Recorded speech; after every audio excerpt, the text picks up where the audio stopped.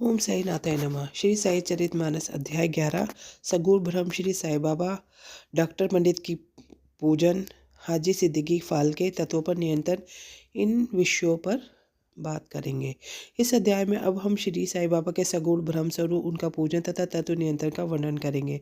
सगुण ब्रह्म श्री साई बाबा। ब्रह्मा के दो स्वरूप है, निर्गुण और सगुण। निर्गुण निराकार है और सगुण साकार है। पर वे एक ब्रह्मा के दो रूप हैं, पर फिर भी किसी को निर्गुण और किसी को सगुण उपासना में दिलचस्पी होती है। जैसे कि गीता के अध्याय 12 में कहा गया है कि सगुण उपासना सरल और श्रेष्ठ है। मनुष्य स्वयं आकार, शरीर, इंद्रिया आदि में है, इसलिए उसे ईश्वर की साकार उपासना संभवतः ही सरल है। जब तक कुछ काल सगुण ब्रह्मा की उपासना न की जाए, तब तक प्रेम और भक्ति में वृद्धि नहीं होती। सगुणोपासना में जैसे हमारी प्रगति होती जाती है, हम निर्गुण ब्रह्मा की ओर अग्रसर होते जाते हैं। इसलिए सगुण उपासना से ही श्री गणेश करना अति उत्तम है। मूर्ति, वेदी, अग्नि, प्रकाश, सूर्य, जल और ब्राह्मण आदि सप्त उपासना की वस्तुएं होते हुए भी सद्गुरु ही इन सभी में श्रेष्ठ है। श्री साई का स्वरूप आंखों के सम्मुख लाओ, जो वैराग्य की प्रत्यक्ष मूर्ति और अनंत शरणागत भक्तों के आश्रयदाता है। उनके शब्दों में विश्वास लाना ही आसन और उनके पूजन का संकल्प करना ही समस्त इच्छाओं का त्याग है। कोई कोई श्री साई बाबा की गणना भगवत भक्त अथवा एक महाभगवत में करते थे या करते हैं, परंतु हम लोगों के लिए वह ईश्वर अवतार है। वह अत्यंत क्षमाशील, शांत, सरल और संतुष्ट है, जिनकी कोई उपमा भी नहीं दी जा सकती। यद्यपि वह शरीरधारित है, पर यथार्थ में निर्गुण, निराकार, अनंत और नित्य मुक्त है। गंगा नदी समुद्र की ओर जाती हुई मार्ग में ग्रीष्म से व्यथित अनेकों प्राणियों को शीतलता पहुंचाकर आनंदित करती, फसलों और वृक्षों को जीवन दान देती है। जिस प्रकार प्राणियों की शुदा शांत करती है, उसी प्रकार श्री साई संत जीवन व्यतीत करते हुए दूसरों को संतावना और सुख पहुँचाते हैं। भगवान श्री कृष्ण ने कहा है कि संत ही मेरी आत्मा है, वह मेरी जीवित प्रतिमा और मेरे ही विशुद्ध रूप है। मैं स्वयं वही हूँ।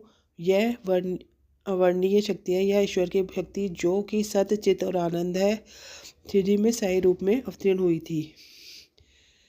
श्रुति में ब्रह्मा को आनंद कहा गया है। अभी तक यह विषय केवल पुस्तकों में पढ़ते और सुनते थे, परंतु भक्तगण ने शिरडी में इस प्रकार का प्रत्यक्ष आनंद पा लिया है। बाबा सबके आश्रयदाता थे, उन्हें किसी की सहायता की आवश्यकता न थी। उनके बैठने के लिए भक्तगण एक मुलायम आसन और एक बड़ा तकिया लगा देते थे। बाबा भक्तों के भावों का आदर करते और उनकी इच्छानुसार पूजन आदि करने देने में किसी प्रकार की आपत्ति न करते थे। कोई उनके सामने चंवर हुलाते, कोई बाग बजाते, कोई पद प्रक्षालन करते थे, कोई इत्र और चंदन लगाते, कोई सुपारी, पान और अन्य वस्तु भेंट करते, कोई नैवेद्य ही अर्पित करते थे। यद्यपि ऐसा जान पड़ता था कि उनका निवास स्थान शिरडी में, परंतु वह तो सर्वव्यापक है, इसका भक्तों ने नित्य प्रति अनुभव किया। ऐसे सर्वव्यापक गुरुदेव के चरणों में मेरा बारंबार नमस्कार है। डॉक्टर पंडित की भक्ति। एक बार श्री तात्या नूलकर के मित्र डॉक्टर पंडित बाबा के दर्शनार्थ शिरडी पधारे। बाबा को प्रणाम कर मस्जिद में कुछ देर तक बैठे। बाबा ने उन्हें श्री दादा भट्ट केलकर के पास भेजा, जहाँ पर उनका अच्छा स्वागत हुआ। फिर दादा भट्ट और डॉक्टर पंडित एक साथ पूजन के लिए मंदिर पहुंचे। दादा भट्ट ने बाबा का पूजन किया। बाबा का पूजन तो प्राय सभी किया करते थे, परंतु अभी तक उनके शुभ मस्तक पर चंदन लगाने का साहस किसी ने नहीं किया था। केवल एक महासापति ही थे, उनके गले में चंदन लगा करते थे। डॉक्टर पंडित ने पूजन की थाली में से चंदन लेकर बाबा के मस्तक पर त्रिपुंडाकार लगाया। लोगों ने महानाचार्य ने से देखा कि बाबा ने एक शब्द भी नहीं कहा। संध्या समय दादा भट्ट ने बाबा से पूछा, क्या कारण है? आप दूसरों को तो मस्तक पर चंदन नहीं लगाने थे, परंतु डॉक्टर पंडित को आपने किसी तरह भी नहीं रोका। डॉक्टर पंडित ने मुझे अपने गुरु श्री रघुनाथ महाराज दोपेशकर, जो कि काका पुरानी के नाम से प्रसिद्ध है, के नाम समान समझा और अपने गुरु को वे जिस प्रकार चंदन लगाते थे, उसी भावना से उन्होंने मुझे चंदन लगाया है। तब मैं उन्हें कैसे रोक सकता था? पूछने पर डॉक्टर पंडित ने दादा भट्ट से कहा कि मैंने बाबा को अपने गुरु काका पुरानी के समान ही डालकर उन्हें त्रिपुंडाकार चंदन लगाया, जिस प्रकार मैं अपने गुरु को सदैव लगाया करता था। यद्यपि बाबा भक्तों को उनकी इच्छा अनुसार पूजन करने देते थे, परंतु कभी भी तो उनका व्यवहार विचित्र ही हो जाया करता था। जब कभी वह पूजन की थाली फेंक कर रुद्रावतार धारण कर लेते, तब उनके समीप जाने का साहस कोई नहीं कर पाता था।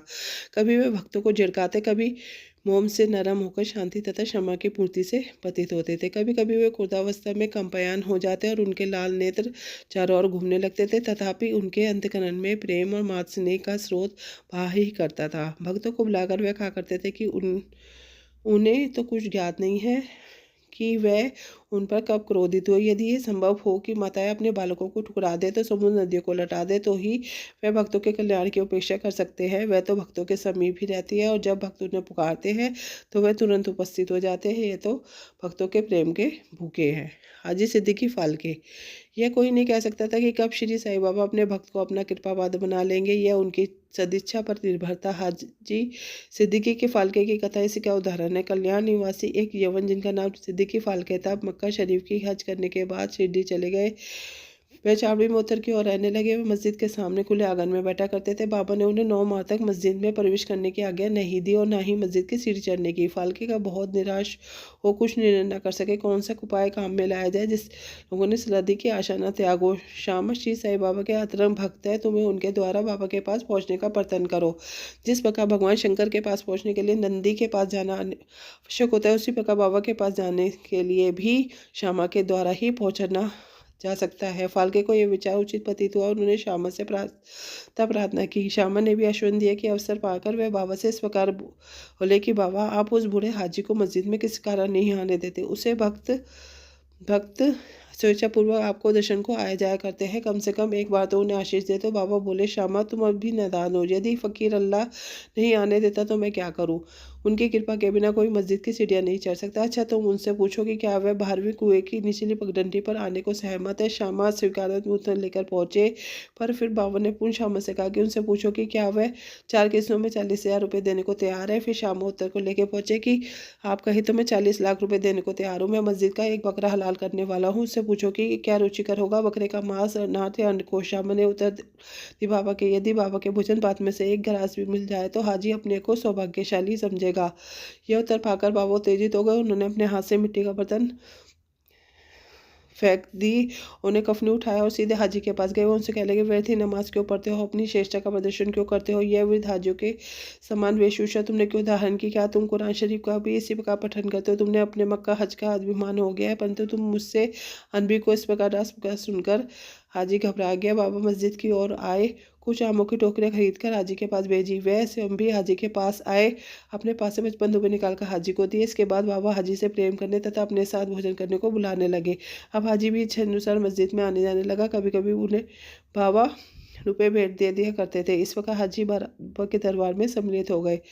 बाबा का तत्वों पर नियंत्रण। बाबा का तत्वों पर नियंत्रण 2 घटनाओं के उल्लेख के साथ ही यह अध्याय समाप्त हो जाएगा। एक बार संध्या समय शिरडी में भयानक झंझावात आया। आकाश में घने और काले बादल हुए थे। पवन झकोरों से बह रहा था। बादल गरज से और बिजली चमक रही थी। मूसलाधार वर्षा प्रारंभ हो गई। जहाँ देखो वहाँ जल ही जल दृष्टिगोचर होने लगा। सब पशु पक्षी और शिरडीवासी अधिक भयभीत होकर मस्जिद में एकत्रित हुए। शिरडी में देवियाँ तो अनेक है, परंतु उस दिन सहायता को कोई न आए। इसलिए सभी ने अपने भगवान साईं से, जो व्यक्ति के भूखे हैं, संकट निवारण करने की प्रार्थना की। बाबा की भी दया आ गई। वे बाहर निकले, मस्जिद के समीप होकर कुछ समय के बाद स्पर्श की ओर जोर कम हो गया। पवन मन पड़ गई और आंधी शांत हो गई। आकाश में चंद्र देव उदित हो गए। तब सब लोग अति प्रसन्न होकर अपने अपने घरों को लौट गए। एक अन्य अवसर पर मध्याह्न के समय धुनी की अग्नि इतनी प्रचंड हो गई थी कि उसकी लपटें छत तक पहुंचने लगी। मस्जिद में बैठे कुछ लोगों को समझ में न आता था जल डालकर अग्नि शांत कर दे अथवा कोई अन्य उपाय काम में लावे। बाबा से पूछने का साहस किसी का नहीं हो रहा था, परंतु बाबा परिस्थिति को जान गए। उन्होंने अपना सदका उठाकर सामने के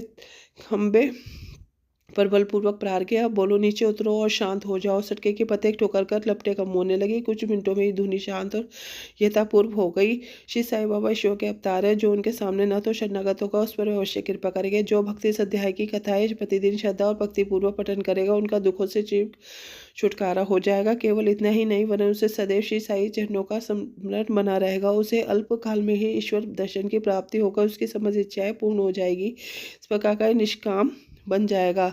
इसी के साथ साईं चरित का 11वां अध्याय पूर्ण होता है। श्री सद्गुरु साईनाथ परमस्तु शुभम वस्तु। ओम साईनाथाय नमः।